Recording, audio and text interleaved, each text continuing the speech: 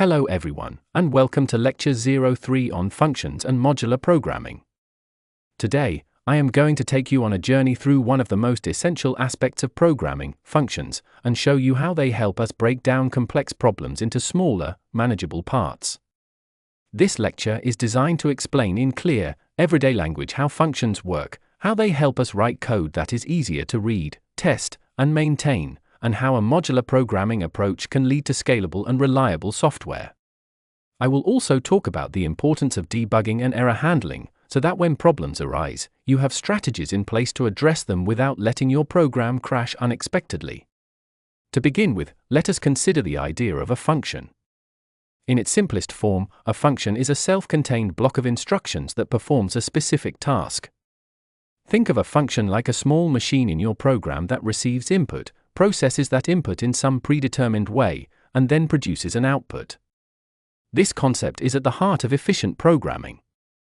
Rather than writing the same code repeatedly, you define a function once and then call it whenever you need that specific task done. This approach not only saves you time, but it also reduces the risk of errors and makes your overall program much easier to understand and modify.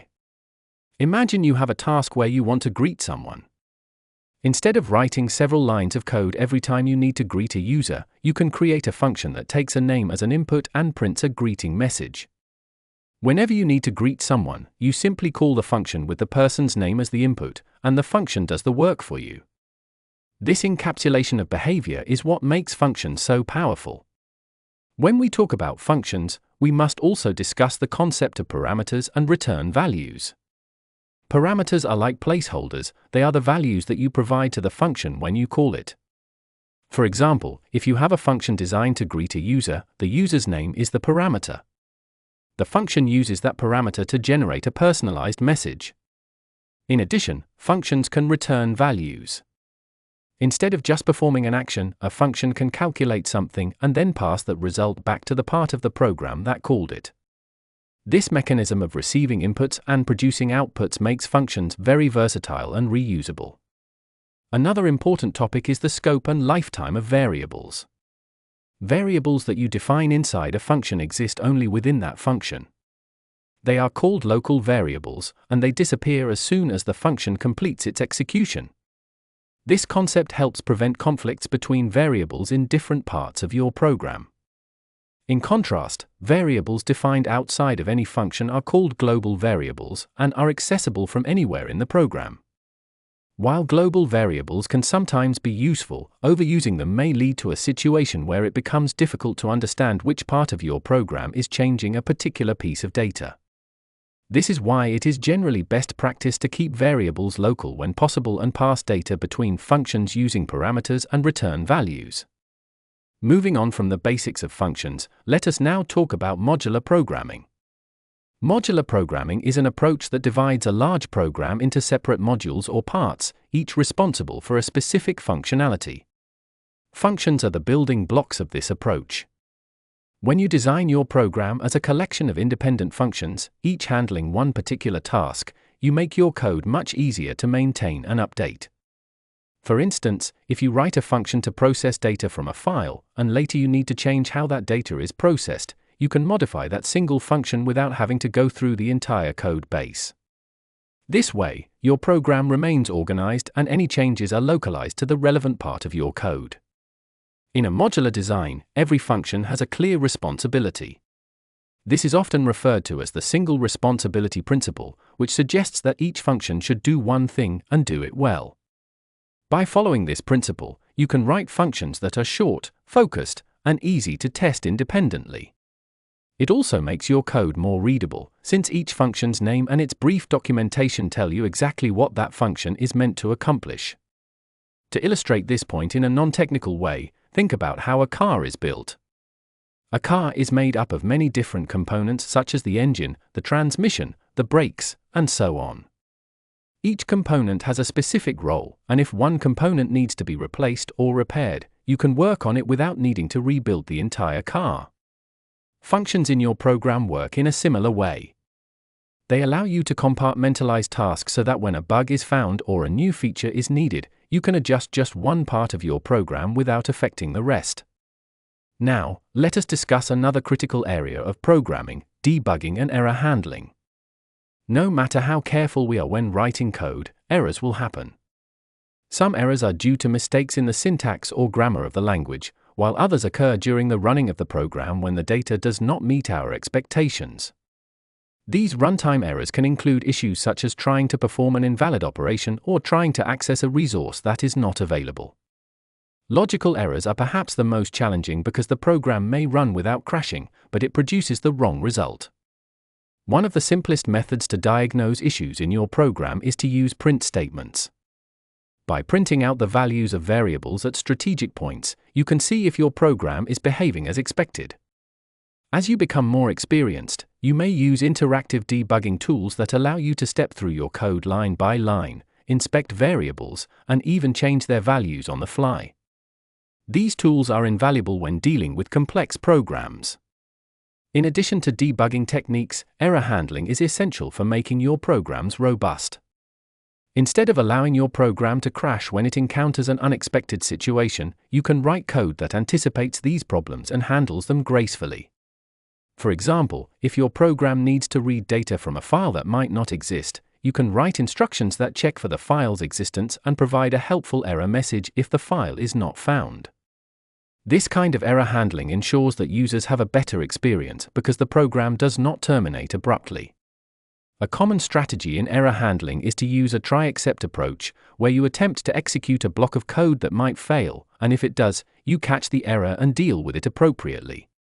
This strategy not only prevents the program from crashing, but also provides you with a chance to log errors and inform the user about what went wrong. In many cases, it is also possible to recover from the error and continue running the program, which is particularly important in systems that require high reliability. As we move toward the conclusion of this lecture, I want to emphasize how all these concepts come together to form a strong foundation for programming. Functions and modular programming empower you to write code that is organized, easy to maintain, and scalable. They help you break complex problems into smaller, manageable parts, each of which can be tested and refined independently. Debugging and error handling, on the other hand, ensure that when things do not go as planned, you have the tools and techniques necessary to identify and fix the problems without causing a complete failure of your program. Imagine working on a large project where hundreds of lines of code are interacting with each other. Without a modular design, even a small change in one part of the program might have unforeseen consequences in another part. However, when your program is broken into well-defined functions, you can work on one function at a time, confident that your changes will not affect the entire system. This approach not only speeds up development but also makes it much easier to debug issues when they arise.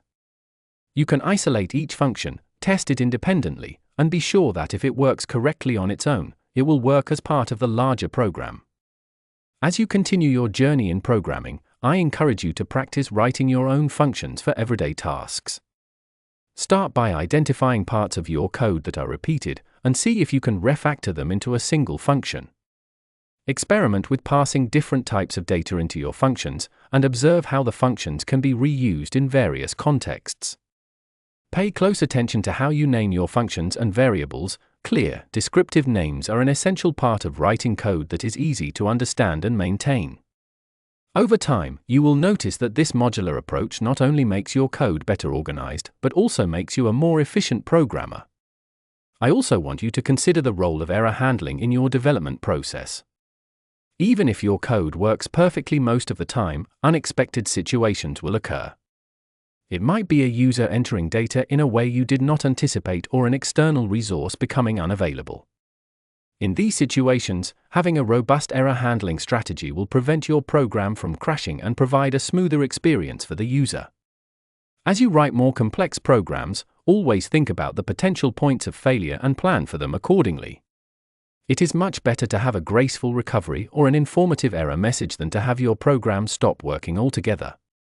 Before we conclude, let me reiterate some of the key points we covered today. First, functions are the building blocks of modular programming.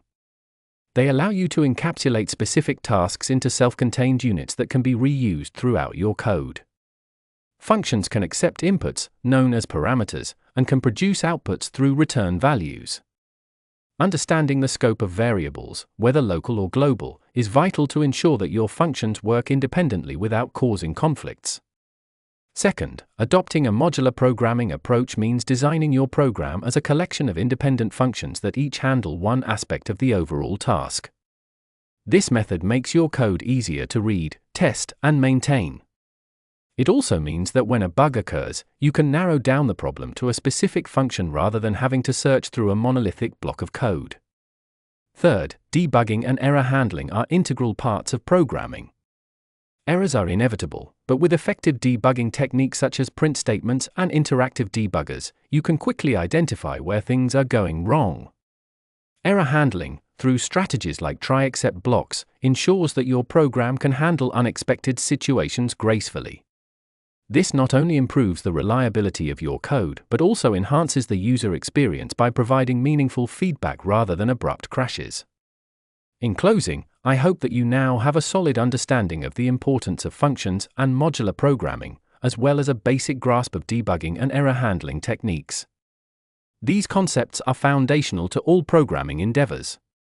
As you move forward, I encourage you to continually refine your skills by practicing and experimenting with these ideas.